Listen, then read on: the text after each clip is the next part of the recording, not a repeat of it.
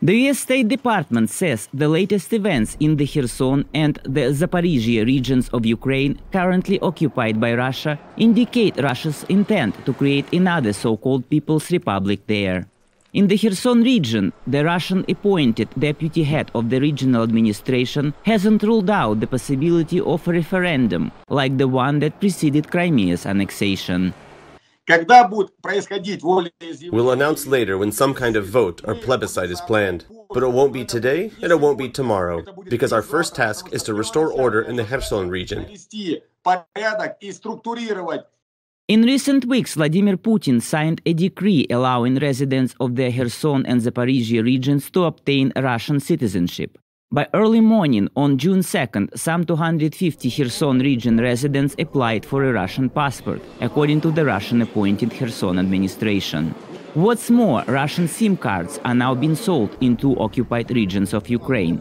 And on May 31st, local Ukrainian authorities said internet and Ukrainian cell service had been cut off in occupied territories. American experts, however, say it's highly unlikely the two regions will join Russia. None of these regions wanted to separate from Ukraine. These are Ukrainian territories. So if they tried to hold a referendum now, in light of the devastation that they caused, in light of the lack of any recognition from any other country for control over these territories, I think it'll be a joke.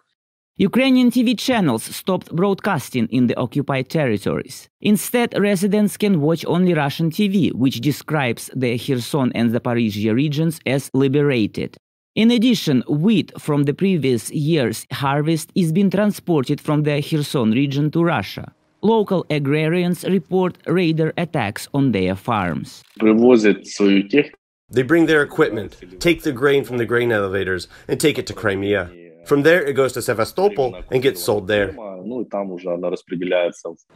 Many Ukrainian refugees who fled the country keep in touch with family and friends in Ukraine.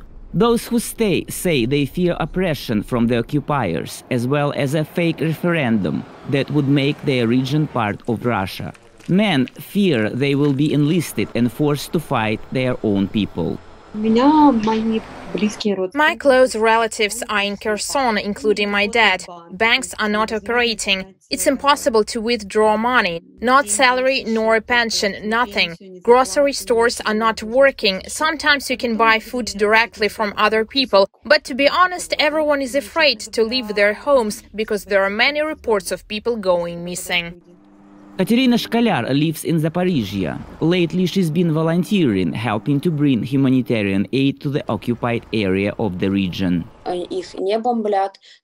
They're not being bombed, but people are under occupation. Grocery prices have grown dramatically. Many people, of course, lost their jobs, the ones who didn't want to work with the occupiers.